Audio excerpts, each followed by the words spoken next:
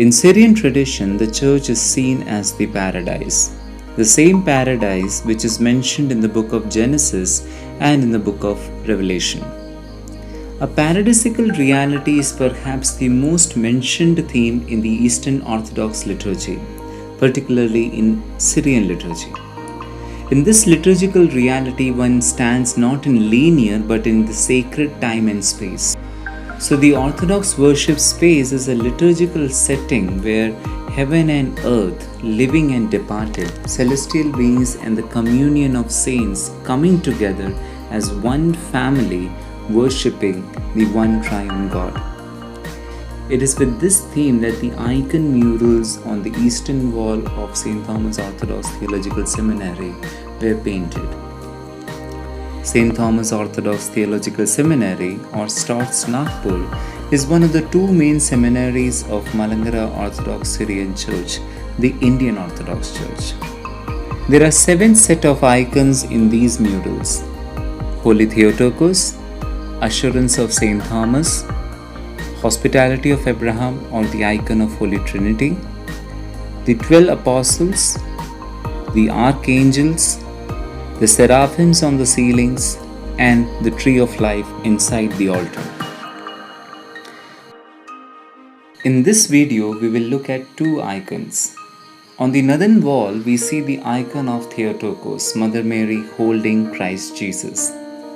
Like many icons, she is looking at us and Christ Jesus is looking at Mary, representing the intercession. In the background of this icon, we see a paradisical depiction from the book of Isaiah chapter 11, where it says, "The wolf shall live with the lamb, the leopard shall lie down with the kid, the calf and the lion and the fatling together, and a little child shall lead them." Below we see the lily flower. The lilies symbolize the unfading flower of virginity and purity of Mother of God. On the southern wall, that is the left side of the holy altar, we see the mural icon of Assurance of St. Thomas, where St. Thomas, the Apostle of India, is seen touching the wound of Christ. Jesus is standing on lotus flower. The symbol of lotus flower in Eastern symbolism is deeply associated with enlightenment and the divine. Christ is wearing an Indian attire. His hands resembles the Vitarka Mudra, which is a teaching posture.